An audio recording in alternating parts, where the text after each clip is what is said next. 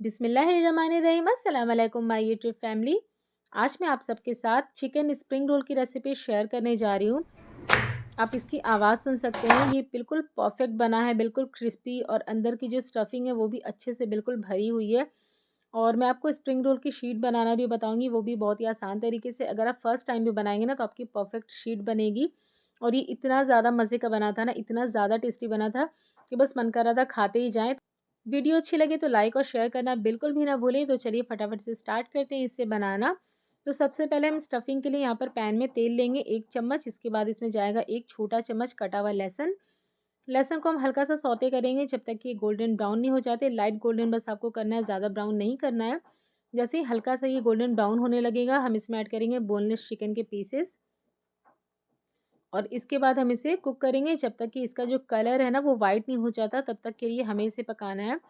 तो boneless chicken के pieces यहाँ पे डाल के हम इसे अच्छे से मिक्स करेंगे।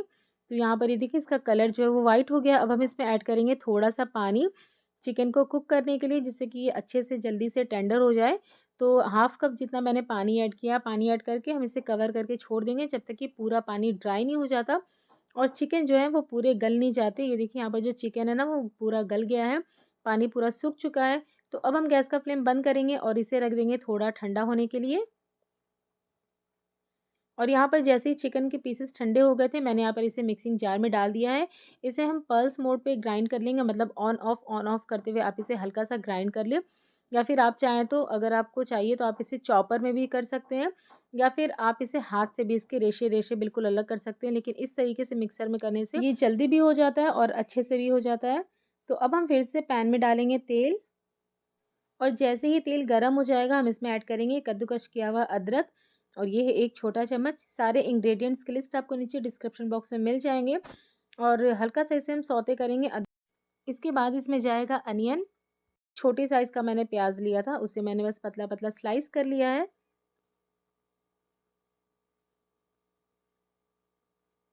प्याज़ डाल के भी हम हल्का सा इसे सौते कर लेंगे। आपको यहाँ पर प्याज़ को ब्राउन नहीं करना है, बस हल्का सा सौते करेंगे जब तक कि ये लाइट पिंक नहीं हो जाता। तो यहाँ पर ये देखिए प्याज़ जो है वो लाइट पिंक हो गया है। अब हम इसमें ऐड करेंगे बंद गोभी। तो ये मैंने 1 कप लिया है और इसे मैंने चॉप कर लिया है। आप चाहे तो लंबा-लंबा भी चॉप कर सकते हैं, श्रेड कर सकते हैं। मैंने इसे थोड़ा क्यूब्स में कट किया है छोटा-छोटा। और गाजर को मैंने कद्दूकस कर लिया था ग्रेटर से। इसके बाद इसमें जाएगी शिमला मिर्च, इसे भी मैंने पतला-पतला और लंबा-लंबा कट किया है। तीनों चीज़ों को हम अच्छे से मिक्स करेंगे। गैस का जो फ्लेम है वो यहाँ पर आपको मीडियम टू हाई पे रखना है, क्योंकि हमें सब्जियों को पूरा यहाँ पे गलाना नहीं है। बस हल्का सा मीडियम टू हाई फ्लेम पे हम इसे आधे 1 मिनट के लिए सौते कर लेंगे। और अब हम इसमें ऐड करेंगे चिकन, जिसे अभी हमने मिक्सर में ग्राइंड किया था, वो चिकन यहाँ पर हम पूरा ऐड कर देंगे।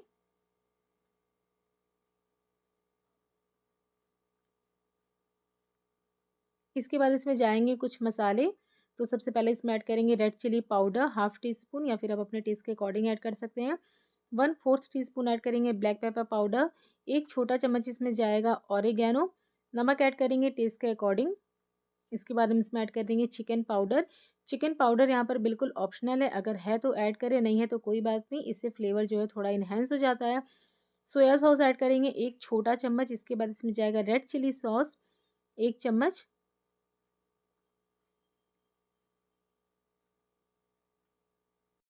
इसके बाद हम इसमें डालेंगे टमाटो केचप 1 टेबल स्पून। और अब सारी चीज़ों को अच्छे से मिक्स करके बस हम 1 आधे मिनट के लिए इसे पका लेंगे। गैस का फ्लेम आपको मीडियम पे रखना है, मीडियम फ्लेम पे। बस आप इसे हल्का-सा कुक कर लें, ज़्यादा कुक नहीं करना है, क्योंकि चिकन जो है वो पहले से पका हुआ है, सब्जियों को हमें ज़्यादा नहीं पकाना है।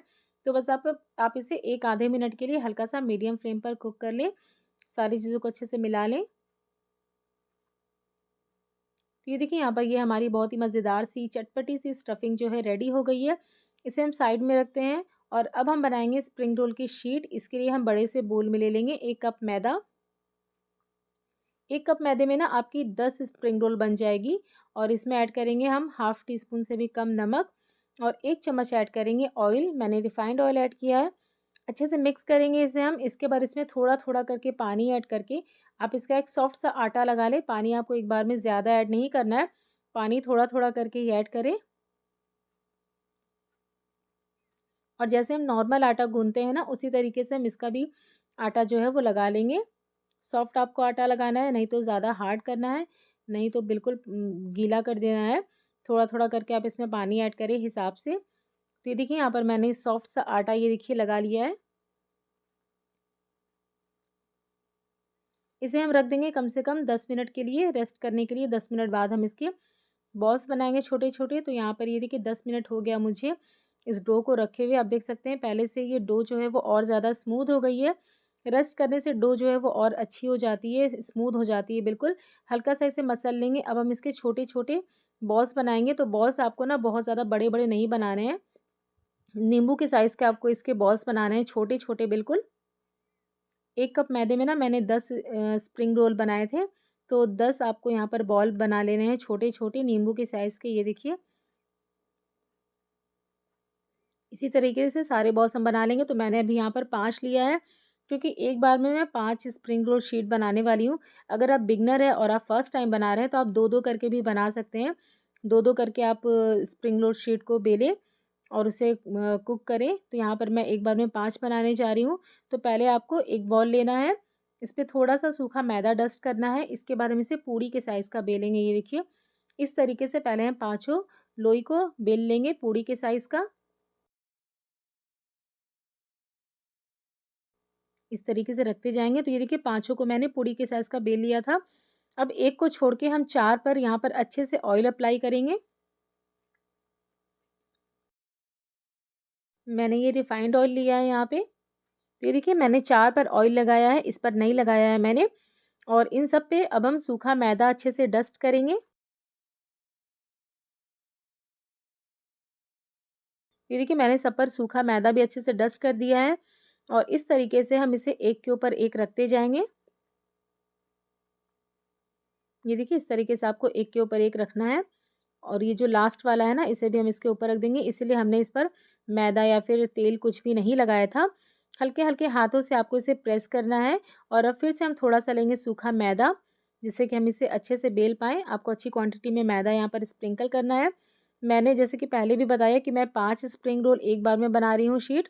आप चाहे तो 2-2 करके भी बना सकते हैं। अगर आप पहली बार बना रहे हैं ना, तो आप 2-2 बना सकते हैं। और आपको एक तरफ से नहीं बेलना है। अगर आप एक तरफ से बेलेंगे ना, तो नीचे की जो शीट रहती है वो छोटी होती जाती है। तो आपको दोनों तरफ से बेलना है इसे, ये देखिए, जिससे कि सारी जो शीट है वो आपकी एक बराबर हो। तो थोड़ा-सा आप उधर से बेलें, फिर पलट के दूसरे तरफ से बेलें। इस तरीके से आपको बेल कर इसे रोटी से थोड़ा-सा बड़ा बेल लेना है। ये देखिए इतना बड़ा मैंने बेला है, रोटी से थोड़ा बड़ा है। अब हम नॉनस्टिक का पैन गरम करेंगे, इस पर हम डाल देंगे इस रोटी को जो अभी हमने बेला था और 30 सेकंड्स में ही हम इसे फ्लिप कर देंगे। और दूसरे साइड भी हम इसे 30 सेकंड्स के लिए कुक करेंगे। गैस का जो फ्लेम है वो आपको लो पे रखना है। और ये देखिए हल्का-हल्का सा यहाँ पर ये फूलने लगा है। अब हम इसकी शीट जो है ना वो अलग करेंगे। तो पहले आप इसे इस तरीके से फ्लिप कर दें और एक-एक करके इसमें से शीट जो है निकालते जाएँ। तेल और मैदा लगाने की वजह से बहुत ही आसानी से ये निकल जाता है। तो ये देखिए एक शीट मैंने निकाल लिया है और फिर इसके बाद इसे हम फ्लिप करेंगे और अब दूसरे तरफ से हम शीट इसकी निकालेंगे। तो आपको फ्लिप कर के निकालना है। एक तरफ से आप इसकी शीट निकालें, फिर इसे पलट दें, फिर दूसरे तरफ से निकालें, जिससे कि रोटी जो है वो एक तरफ की ज़्यादा ओवर कुक ना हो जाए और अच्छे से सारी की सारी रोटी जो है वो अच्छे से पक जाए। और इस टाइम ना मैंने गैस का फ्लेम बंद कर दिया था। ये देखिए आपको इस तरीके से निकाल लेना है, आसानी से निकल जाता है। थोड़ा गर्म होता है तो आपको केयरफुली निकालना है, हाथों को चलाना नहीं है। आराम से आप इसे निकालिए। ये देखिए कितनी सॉफ्ट यहाँ पर स्प्रिंग रोल शीट बनी है हमारी। इसे भी हम अलग कर लेंगे। तो एक बार में मैंने यहाँ पर 5 स्प्रिंग रोल शीट बना ली है, 5 मैं अभी सेकंड टाइम में बनाऊँगी। आप 2-2 करके भी बना सकते हैं, बस आप 2-2 रोटी को बेलें और तेल और मैदा लगा के उसे चिपका के बड़ा-सा रोटी बेल लें और इसके बाद इसे कुक कर लें। सारी जो शीट है यहाँ पर रेडी हो गई है। अब हम इसे स्टफ़ करेंगे हमारी स्टफिंग से। तो जिस तरफ रेड-रेड स्पॉट्स आ गए हैं ना, तो आप उसे अंदर की तरफ रख लें, इसे फ़ोल्ड करते टाइम। और यहाँ पर हम इसमें 2 चम्मच भर के रखेंगे स्टफिंग। एकदम कॉर्नर पे आपको नहीं रखना है स्टफिंग को।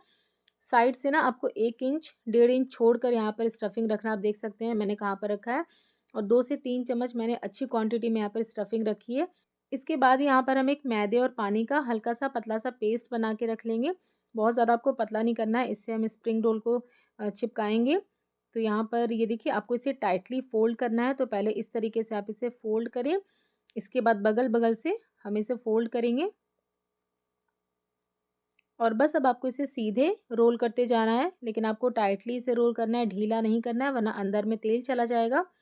तो ये देखिए टाइटली रोल करके जब इसके एजेस पे हम आ जाएँगे, तो यहाँ पर आपको ये पेस्ट लगा देना है मैदे और पानी का और ये आसानी से हम इसे चिपका देंगे। तो ये देखिए यहाँ पर हमारी एक स्प्रिंग रोल जो है वहाँ पर रेडी हो गई है फ्राई करने के लिए।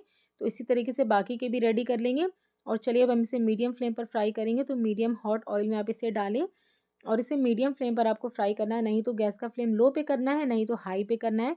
मीडियम फ्लेम पर आप इसे फ्राई कर लें जब तक ये अच्छे से गोल्डन ब्राउन नहीं हो जाते, इन पे प्यारा सा कलर नहीं आ जाता, तब तक के लिए हमें इन्हें फ्राई कर लेना है। तो ये देखिए यहाँ पर स्प्रिंग रोल पे बहुत ही प्यारा सा कलर आ गया, तो अब हम इन्हें तेल में से निकाल लेते हैं। इसी तरीके से बाकी के स्प्रिंग रोल्स को भी फ्राई कर लेंगे हम। तो ये देखिए यहाँ पर हमारे सारे चिकन के स्प्रिंग रोल बनकर रेडी हो गए हैं। ये बहुत ही ज़्यादा टेस्टी बनते हैं, बिल्कुल क्रिस्पी, अंदर की जो स्टफिंग है वो भी बहुत ही मज़ेदार बनती है और 1 कप मैदे से आपके 10 स्प्रिंग रोल बन के रेडी हो जाते हैं। तो आप भी इसे फटाफट से ट्राई करें और अपने फीडबैक मेरे साथ शेयर करना बिल्कुल भी ना भूलें। मिलते हैं एक और नई रेसिपी के साथ, तब तक के लिए अल्लाह हाफ़िज़।